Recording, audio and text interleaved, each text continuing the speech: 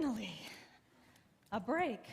Oh, I have been out on assignment so long. It has just been such a long time since I've been able to sit down with a cup of coffee and read the paper. I probably have 20 back issues of the Heavenly Herald that haven't even been looked at. Let's see what's been going on since I've been away. Here's something. Michael's Army on routine training mission. Squadron 77 of the Heavenly Hosts set out on a training mission last Friday. They are expected to be on location for 40 days and 40 nights, surprise, and return back to their regular duties at the start of next month. Let's see what else. Oh, this is interesting. Hundreds deployed to respond to increase in requests. Hundreds of additional angels have been sent on assignment in response to a dramatic increase in prayer requests from the people of Israel.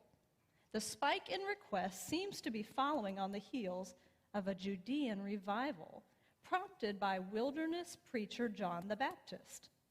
Prayer traffic is at an all-time high, one first responder said, but it's our mission to serve and protect as often as we are called to the job. Well, that's just wonderful.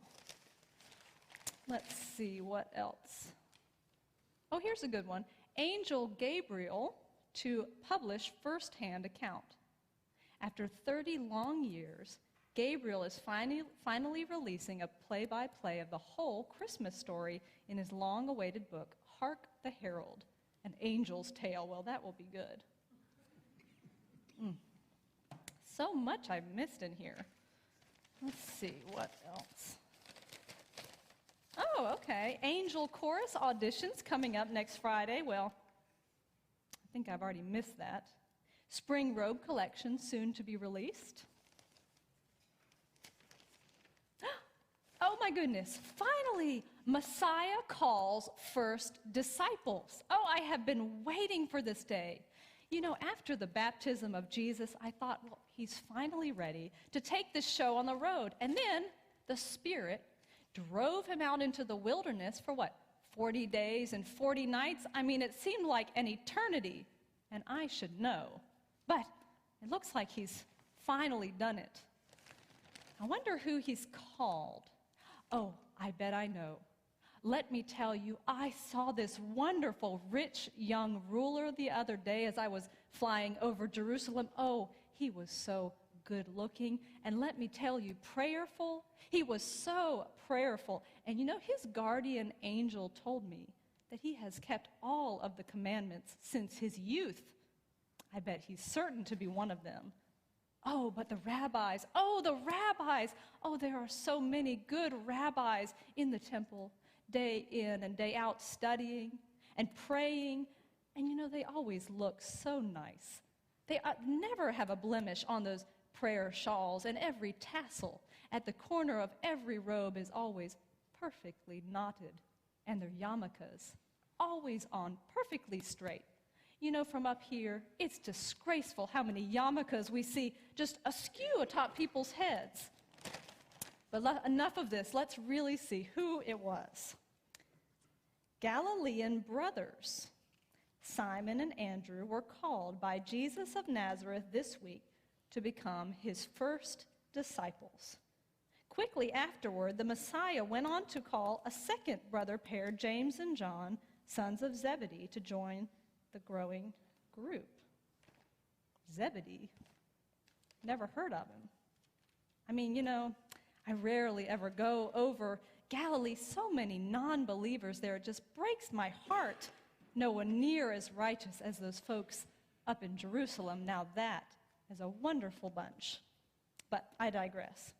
Simon, Andrew, James, and John immediately left their nets when Jesus called. Nets. All four men are fishermen by trade and have resided in the region of Galilee since their birth. They left school at the age of 10 to begin learning to mend nets and cleaning fish. and have been manning fishing expeditions since the age of 18. Fishermen, of all people, why in the world? Galilean fishermen. Why would Jesus choose fishermen of all the others he could have chosen from? Oh, if he had only stayed down at the Jordan when he was there with John, there were so many wonderful, pious Judean men there. But Galilean fishermen. I mean, honestly, if you're going to go ahead and call someone from Galilee, well, you might as well call people from, I don't know, Chapin? I mean, who's ever heard of it? Chapin. Now, where have I heard that town before? Oh, I know. Well, if I tell you, you promise not to tell anyone. You know, this angel may be behind on her newspaper reading, but once when no one was looking, I took a peek at the book of life.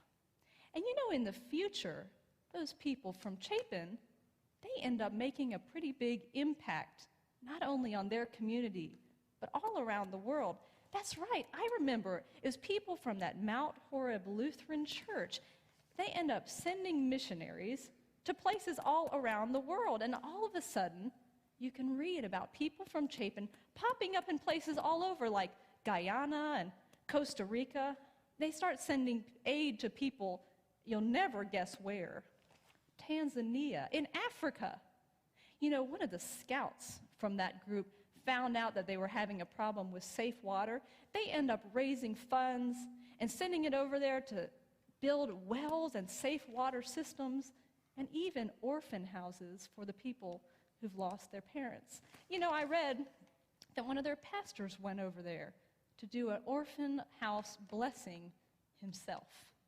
And you know, it didn't stop there. I read about their youth. I mean, the kids. They were going to places like New Orleans and Detroit and Knoxville just to do God's mission with people in crisis. You know, I really think those people from Chapin were actually doing the work of disciples. You know, they even did it in their own hometown and in Colombia with that new GraceWorks program that they created.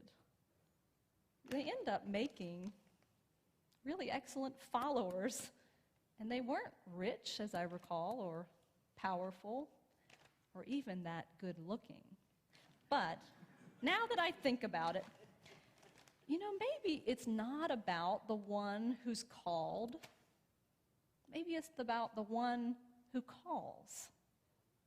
Maybe that God doesn't call the equipped, but he equips the called. I mean, really, those Galilean fishermen, I mean, they weren't perfect, and they didn't have much status. I mean, they barely made it out of Hebrew school, much less taking courses on advanced Messiah readiness. But maybe that made them more ready to just drop their nets and follow Jesus. Maybe it really wasn't about them after all. You know, Christ's call isn't really reserved for the people who know it all or have it all. I guess followers of Christ could be called from anywhere to anywhere. So I wonder, where might God be calling those people from Chapin next? With God, anything is possible, and if they're really listening, God might call them to go anywhere, because Christ's call comes in mysterious ways. You know, sometimes it comes through that still small voice in prayer, or through a brother or sister in Christ. You know, this one crazy pastor I heard about even heard a voice calling her to follow. So where might God be calling you to serve? How might Jesus be extending his invitation to you to follow him more closely? And here's a question. What might God be asking you to let go of in order to be more free to follow? God's call is powerful, and you never know where or when it's going to come. But God's Spirit will give you the strength to follow. And you never know. You might just end up on the front page of the Heavenly Herald if you're lucky.